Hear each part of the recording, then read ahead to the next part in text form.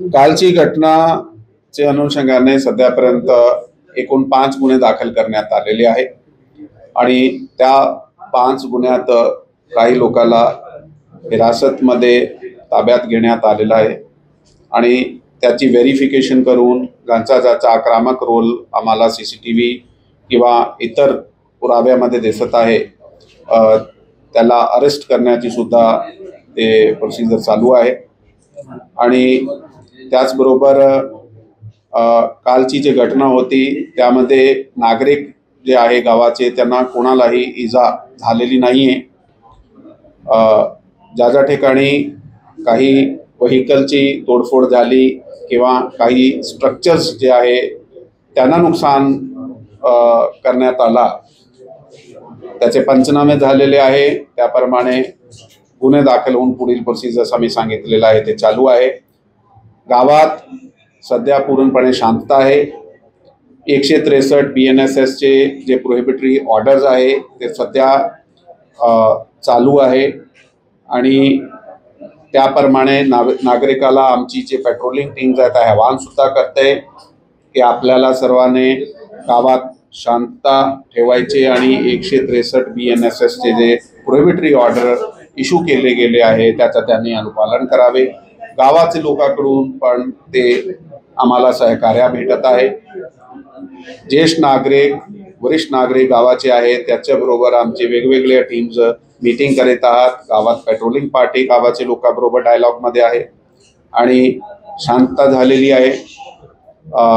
आमची जो patrolling parties आहे फिक्स पॉइंट बंदोबस्त आहे ते गावात तसे आम्ही ठेवले आहे। काल रात्री सुद्धा चोखपणे बंदोबस्त लावण्यात आला होता, आज सुद्धा चोखपणे बंदोबस्त लावण्यात आला होता।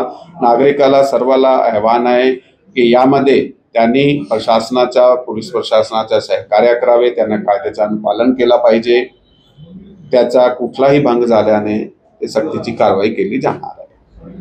किती पोलीस कुमक खरं तर या संपूर्ण गावामध्ये लावण्यात आलेली आहे, किती लोकांना ताब्यात घेण्यात यामध्ये पोलीस यंत्रणातर्फे असा नंबर देणे योग्य नाही, कारण आम्ही वेळोवेळी जे नंबर आहे ते कधी वाढवतो ते काही वेळी त्यांना रेस्ट सुद्धा दिली जाते। दिवसाची ड्युटी वेगळी दिली जाते आणि रात्रीची ड्युटी वेगळी दिली जाते। त्याशिवाय काही विशेष पथक जे आहे आमचे क्राईम ब्रांचचे किंवा आमचे गोपनीय आहे ते पण त्या ठिकाणी फिरत आहे। तसं आपण पकडला तर SRPF ची कंपनी आहे, आमची RCP ची कंपनी आहे। हा दोघाला जर आपण पकडला 150 लोक तर तीच होऊन जात आहे। त्याच्याबरोबर स्थानिक पोलीस आहे, बाहेरून आलेला जिल्ह्याचे इतर पोलीस स्टेशन कडून आलेला बंदोबस्त आहे आणि त्याला आम्ही शिफ्ट वाईज बंदोबस्त देत आहोत। तरी पेट्रोलिंगसाठी आमचे DYSP रँकचे ऑफिसर, त्याच्याबरोबर PI रँकचे ऑफिसर, त्याच्याबरोबर API PSI ही पेट्रोलिंग करत आहे। त्याचे फिक्स पॉइंट सुद्धा आहे आणि एकूण परिसरामध्ये जे पोलीस डोमिनेशन आहे ते करण्यात आलेली आहे। 5 ठिकाणच्या खरं तर FIR नोंदवल्या गेलेल्या आहेत, कोणती ही ठिकाणं आहेत? हे जे FIR दाखल करण्यात आलेले आहे ते ज्या जागेवर, जसा आपण काल गावात आपली टीम सुद्धा जाऊन आलेली आहे, तुम्ही सगळं पाहिलेलं आहे। त्याची व्हिडिओग्राफी आता सगळे ठिकाणी झालेली आहे की जसा रेल्वे स्टेशन रोड आहे, सहकार नगर आहे, इंदिरानगर आहे आणि गावाचा मध्यवर्ती भाग आहे, ते जे 4 ठिकाण आहे त्या ठिकाणचे लोकांची जी तक्रार आहे ते घेऊन ते गुन्हे दाखल करण्यात आलेले आहे आणि त्यामध्ये काही लोकांना ताब्यात घेऊन त्याला अटकेची कारवाई सुद्धा चालू आहे। कोणत्या कलमांनुसार यांच्यावरती गुन्हे दाखल करण्यात आलेले आहेत, कोणते कलम खरं तर वापरण्यात आले? हो, यामध्ये आपल्याकडे आता वेगवेगळे गुन्हे ते कलमामध्ये वेगवेगळी व्हेरिएशन होऊन जाते। त्याच्यात जे गुन्हा आहे पहिला गुन्हा जे आम्ही दाखल केलेला आहे ते 353, 2, 196, 1 आणि 299 BNS प्रमाणे करण्यात आलेला आहे। दुसरा एक गुन्हा जे आहे ते 189, 2, 191, 2, 191, 3, 190, 299, 302, 109, 74, 324, 2, 5, 333 असे कलमामध्ये आहे। असा दुसऱ्या गुन्ह्यामध्ये हीच कलम आणि काही एक्स्ट्रा कलम लावण्यात आलेले आहे। सर, खरं तर या 9 मध्ये 26 तारखेपासून तणाव होता। मात्र असं देखील बोललं जाते की परवा ज्या ठिकाणी सभा झाली त्यामुळे प्रक्षोभक वक्तव्य केली गेली आणि त्यानंतर हा जो आहे तो कालचा प्रकार घडलेला आहे। खरं तर ते स्टेटस वरती, मात्र जो स्टेटस ठेवला होता तो मध्य प्रदेशामध्ये, याच्यामधलं काही लिंकिंग आतापर्यंत समोर आहे? ते काय आहे, काल पण हे प्रश्न आपण विचारले होते, त्याचं तेच इन्व्हेस्टिगेशनमध्ये आमच्याकडे काय निष्पन्न होतील की त्यामध्ये अजून कुठले प्रकारच्या सहभाग आहे, ते इन्व्हेस्टिगेशनचा मुद्दा आहे. जसा निष्पन्न होईल आम्ही आपल्याला सांगणार आहे. कारण सध्या परिस्थिती हे आहे की गुन्हा घडला होता, त्या गुन्हा दाखल करण्यात आला होता, आरोपीला अटक करण्यात आली होती, त्यामध्ये निषेध मोर्चे झाले होते, चोखपणे बंदोबस्त लावण्यात आला होता, गावात शांतता होती. परंतु काल अचानक 11-11:30 दरम्यान कोणाने हे जे स्टेटस ठेवला त्याचे नंतर लोकांचा जमाव झाला. त्याच परिस्थितीला सुद्धा हाताळण्यात आला होता, त्याच्याबरोबर पीस मीटिंग करण्यात आल्या होत्या, पण तेव्हापर्यंत हे स्टेटस बाहेर गेल्यामुळे ते तरुण बाहेर आले होते. ही सगळी गोष्टीने सोशल सायकॉलॉजीमध्ये मागचे 5-7 दिवसामध्ये काय काय काम केले आहे ती आपल्या समोर येईल इन्व्हेस्टिगेशन. असा कोणत्याही एक विषय इंडिपेंडेंट नसते, खूप सारे फॅक्टर्स एका घटनाला जन्म देत आहे. परंतु एका वेळी जर आपल्याला एका ठिकाणचा माहोल माहीत आहे की आज असं आहे, त्यावेळी कुठलाही पाऊल उचलण्याचे अगोदर कोणीही असू द्या, कुठल्याही कायदा व्यवस्थेचा असू द्या किंवा गुन्हेगारीचा असू द्या, नागरिकांनी विचार केला पाहिजे. ते विचार करण्यात आला नाही. ज्यांनी काल गुन्हे केले आहेत त्यांनी असला कुठलाही विचार केला नाही, म्हणून त्याच्या विरुद्ध आता गुन्हे दाखल झालेले सर्वांचे विरुद्ध. नागरिकांमध्ये अशी चर्चा आहे की विशिष्ट घटकामार्फत झाले किंवा 2 घटकांमध्ये ही ह्या घटना झाल्या आणि वेगवेगळी चर्चा करताना दिसते, कारण याची स्पष्टता अजून कुठेही आली नाही. एकंदरीत याची माहिती आपल्यापर्यंत पोहोचली, कारण विशिष्ट घटक होता का 2 घटक होता, अशी कोणती माहिती आपल्यापर्यंत आली? बघा, आपण जे रेफरन्स मला दिले आहे त्या रेफरन्समध्ये मागच्या आठवड्यापासून ते सर्व घटक एकत्र बसले आहे गावात, त्याचे एकत्र कामकाज चालू आहे, त्याच्या एकत्र ये जा चालू आहे एकामेकाचे घरी, त्याचे एकामेकावर इकॉनॉमिक डिपेंडन्स आहे गावामध्ये, ते वर्षानुवर्ष चालू आहे आणि मागच्या आठवड्यात सुद्धा चालू होते. भलेही ते निषेध झाला, ते सुरुवातीला निषेधमध्ये सगळे समाज सुद्धा होते. आता काल पण त्यांची ज्यावेळी हे घटना झाली त्याची अगोदर एकत्र मीटिंग घेण्यात आली होती, त्याचा समन्वय सुद्धा झाला होता पोलीस स्टेशनला.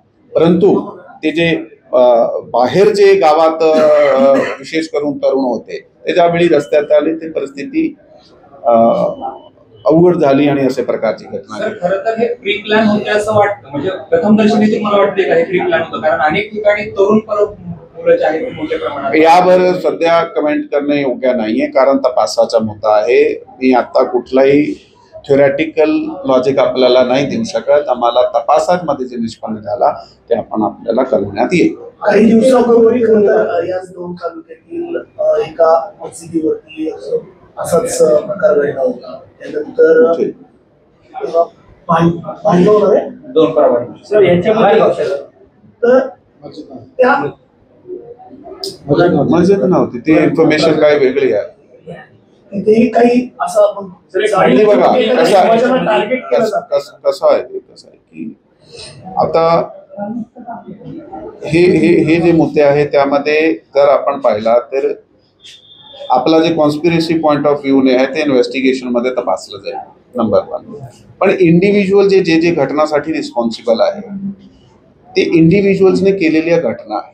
2 घटना जर आपण पाहिल्या तर कोणी कुठे जात आहे आणि त्या ठिकाणी कोणती मानसिकतामध्ये आहे आणि त्या मानसिकतामध्ये राहून तो कुठल्या प्रकारचा क्रम करताय, पण त्याची तशी मानसिकता कशी तयार झालेली आहे over a period of time ती तपासामध्ये आपल्याला सगळं निष्पन्न होईल. म्हणून माझं आपल्याला हे आव्हान आहे की आपण ह्या प्रश्नाचं उत्तर आम्ही आपल्याला इन्व्हेस्टिगेशन मध्ये देऊ शकतो. सर याच्यामध्ये महिला जखमी आहे का? कोण जखमी आहे का या सगळ्या कालच्या घटनेमध्ये? नाही, का नागरिकाला इजा नाही झाली. कारण त्यांचं असं म्हणणं आहे की जखमी आहे त्यांना ताब्यात घेण्यात आले नाहीये. आपण असा कुठल्याही प्रकारचा आमच्याकडे रिपोर्ट झालेला नाहीये. आता सुद्धा आम्ही बसलोय, एका मिनिटामध्ये जर आमच्याकडे कोणी तक्रार दिली, आम्ही जिथे 5 गुन्हे दाखल केले आहे आम्ही ते गुन्हा सुद्धा दाखल करू. असल्या प्रकारचा कुठलाही आमच्याकडे रिपोर्टिंग झालेलं नाही आणि या गावात फिरून आम्ही लोकांना विचारलेलं आहे. सर दौंडची परिस्थिती पूर्ववत कधीपर्यंत काय सांगणार? ऑलरेडी जी इथली परिस्थिती आहे ते शांत झालेली आहे.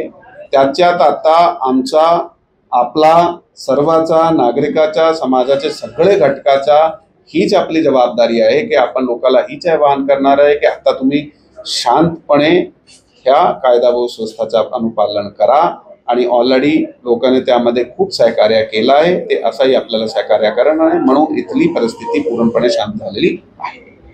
त्या घटनेतील किती आरोपी आहेत सर? त्या घटनेतील आरोपी जे आहे त्याची व्हेरिफिकेशन चालू आहे. सध्यापर्यंत आम्ही काही लोकांना ताब्यात घेऊन त्याच्यावर अटकेची कारवाई सुरू आहे आणि इतर किती लोक निष्पन्न होतील त्याला पण सुद्धा कायदेप्रमाणे त्याच्यावर कारवाई करून आपल्याला संख्या दिली जाईल.